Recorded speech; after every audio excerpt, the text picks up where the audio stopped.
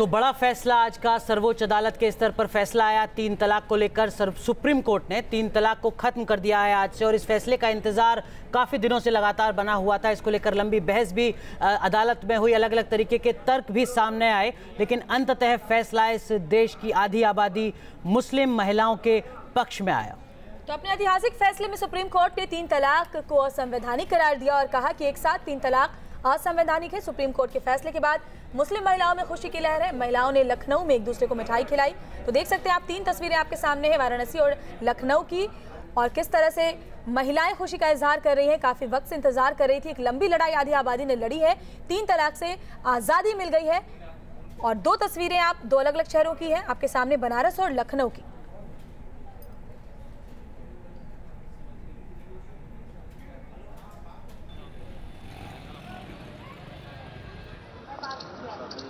तीन तलाक पर ऐतिहासिक फैसला।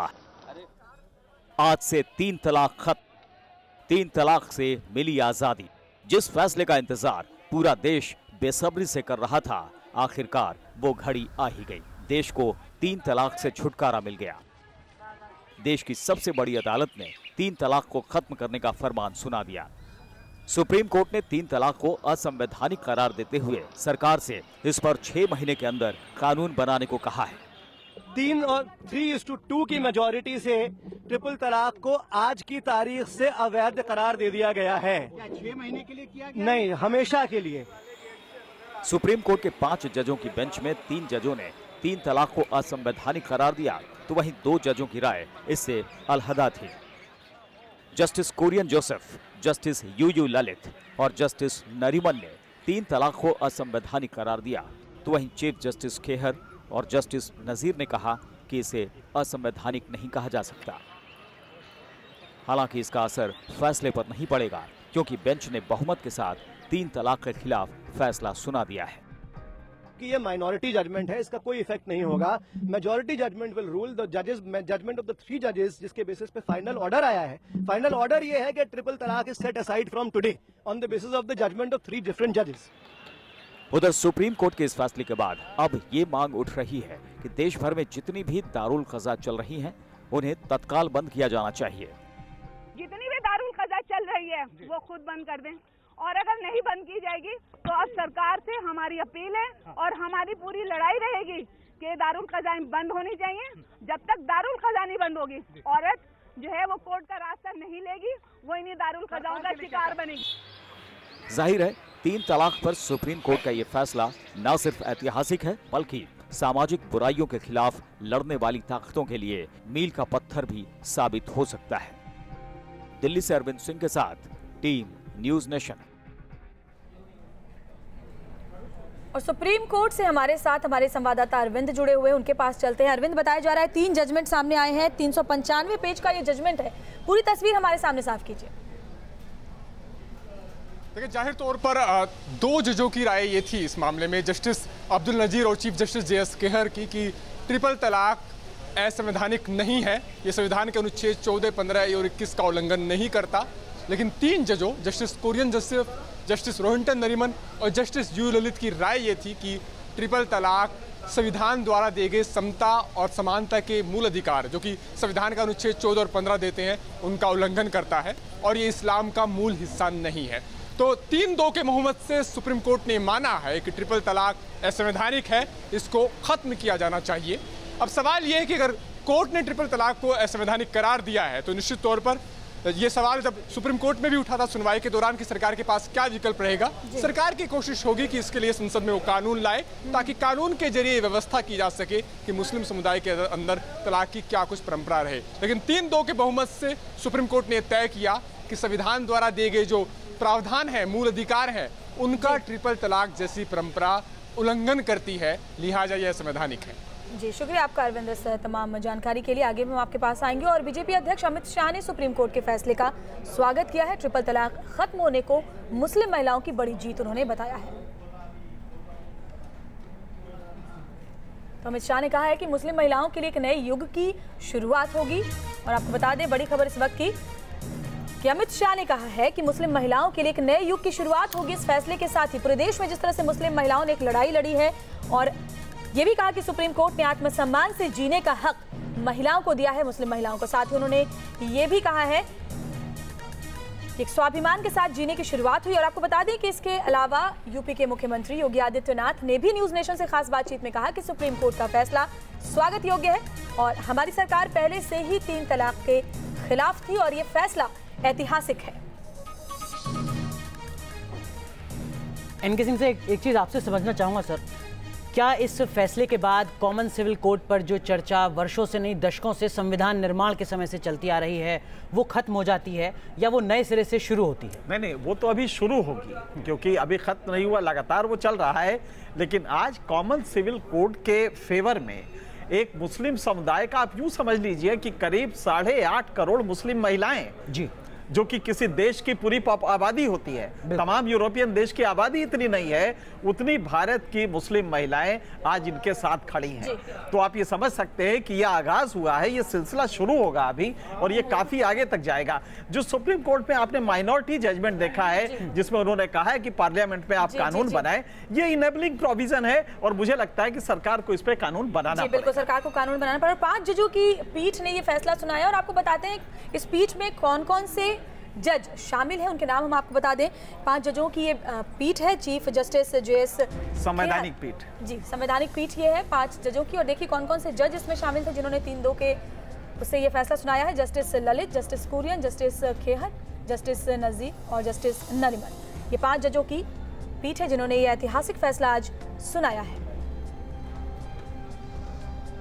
बिल्कुल, लेकिन इन सब के बीच में एनके सिंह जी, जैसे ही कॉमन सिविल कोड की बात होती है राजनीतिक बवाल शुरू हो जाता है, धर्मगुरु अपनी अपनी आवाज़ उठाना शुरू कर देते हैं, सरकार पर आरोप लगने शुरू हो जाते हैं, खासकर भारतीय जनता पार्टी को एक नए सिरे से घेरने की कोशिश होती है।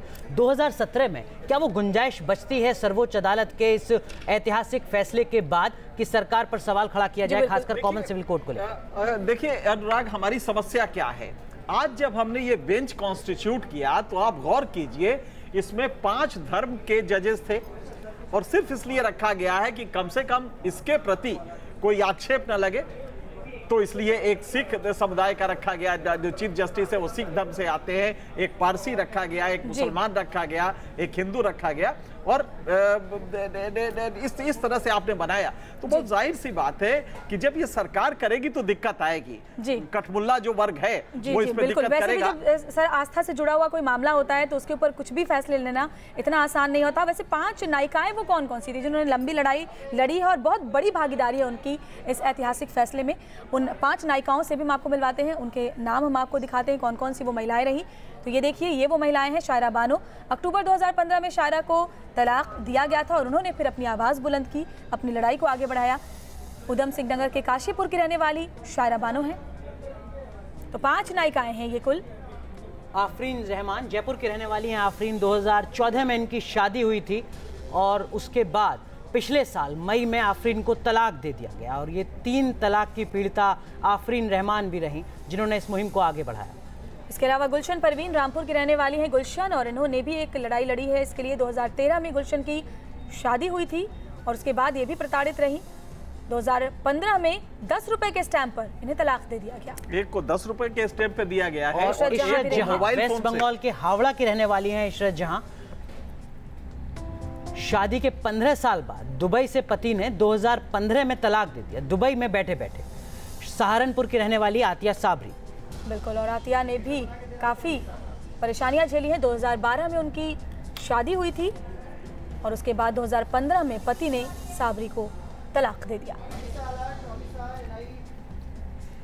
लेकिन इन सब के बीच में सिंह सर, आपको लगता है कि एक बदलते हुए समाज की भी ये झलक है कि वो मुस्लिम समाज जहां पर महिलाओं को अपेक्षाकृत काफ़ी पीछे माना जाता है, बुर्के के पीछे देखा जाता है, वो महिलाएं आगे आती हैं अपनी लड़ाई के लिए और दरअसल में वो 8.5 करोड़ सिर्फ मुस्लिम महिलाओं की नुमाइंदगी नहीं कर रही हैं, वो दरअसल में पूरे समाज की नुमाइंदगी करती हैं। जी हाँ, ये पूरे एक सभ्य समाज की। सर 1 मिनट चलते हैं। जरा अमित शाह कुछ कह रहे हैं, पहले वो सुनाते हैं हमारे दर्शकों को क्या कुछ कह रहे हैं वो।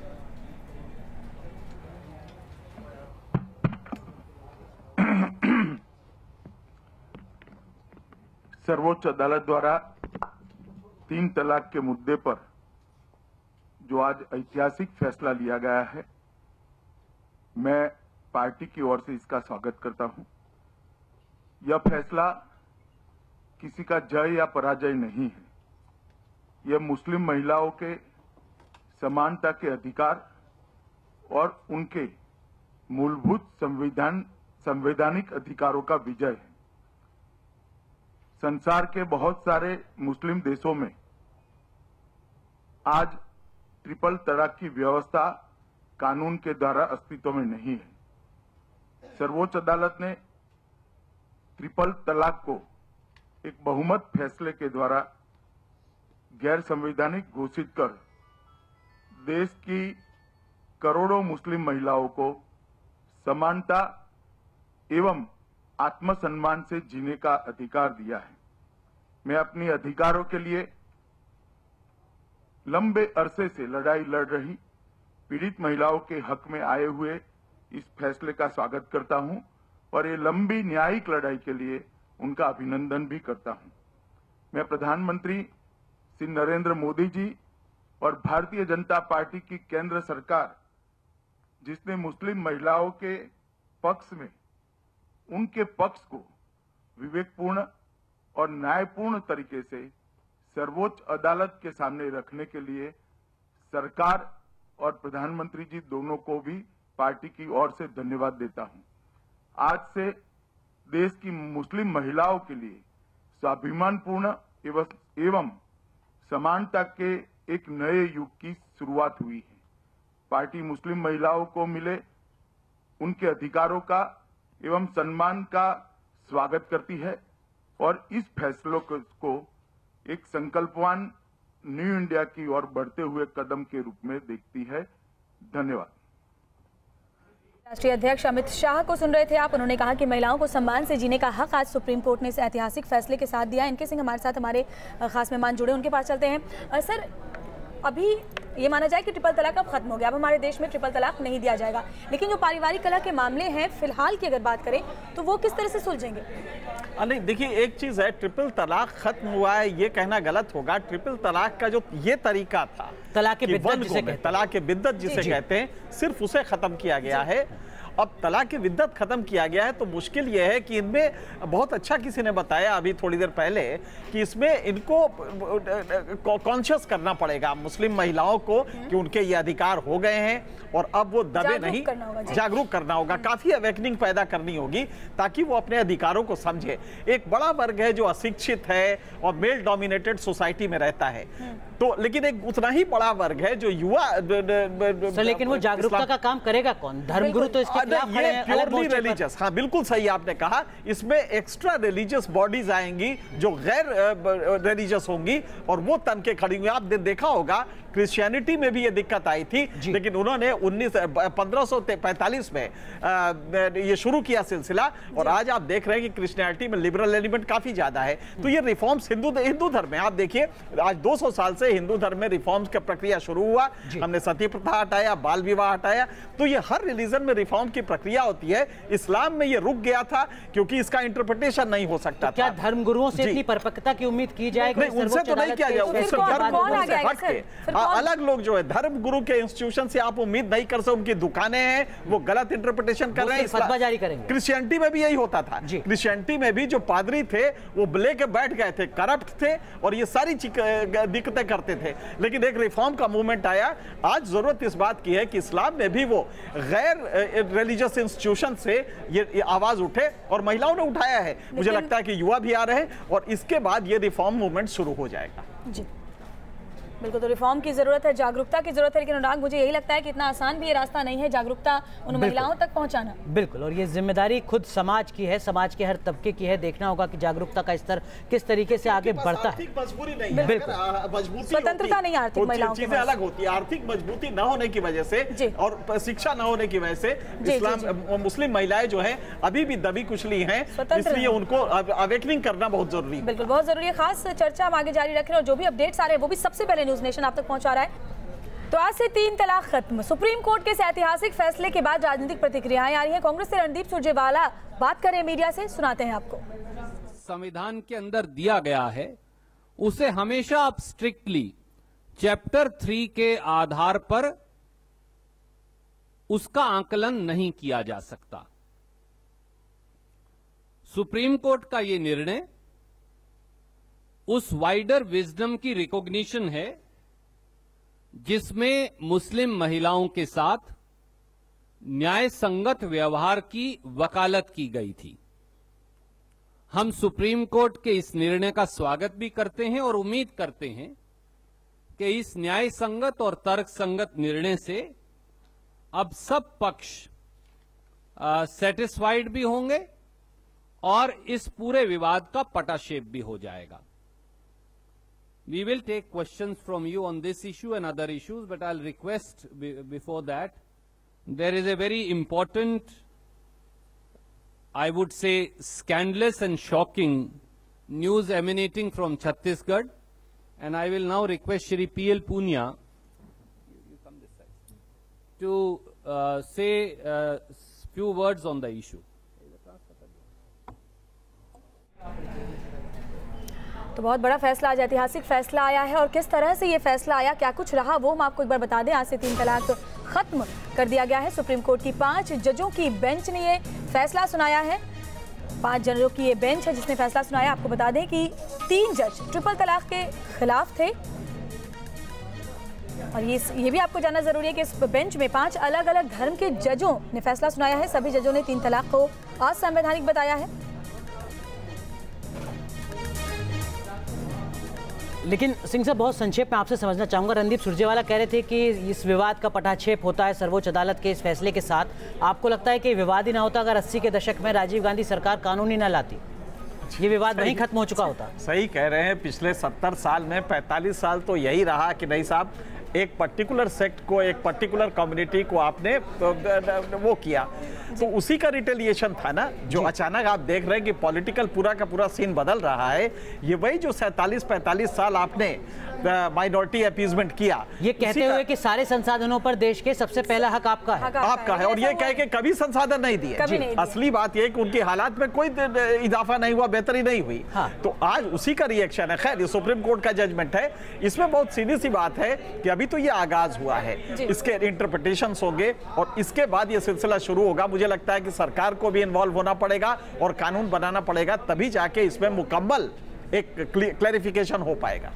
जी बिल्कुल। और सबसे बड़ी बात है कि कई मुस्लिम महिलाओं से हमने बात की तो वो यही कह रही थी कि नाजायज़ फ़ायदा उठाया जा रहा है, मिसयूज़ किया जा रहा है इसका, और जाहिर तौर पर लोग आसानी से तलाक दे रहे थे और उसके बाद भुगतना महिलाओं को पड़ रहा था क्योंकि उनको अपनी आवाज़ रखने का मोबाइल पे, फोन पे। और उसके बाद आप सोचिए हलाला की जो प्रक्रिया है कि वो औरत जिसको तलाक मोबाइल पे दिया है, अगर दोबारा वो आना चाहती है तो किसी गैर मर्द के साथ रात गुजारेगी, उसके बाद आएगी। कितना इनह्यूमन था, कितना इनह्यूमन है। बिल्कुल सर, इस बड़ी खबर पर लगातार न्यूज़ नेशन आज बना हुआ है, आप भी बने रहिए हमारे साथ।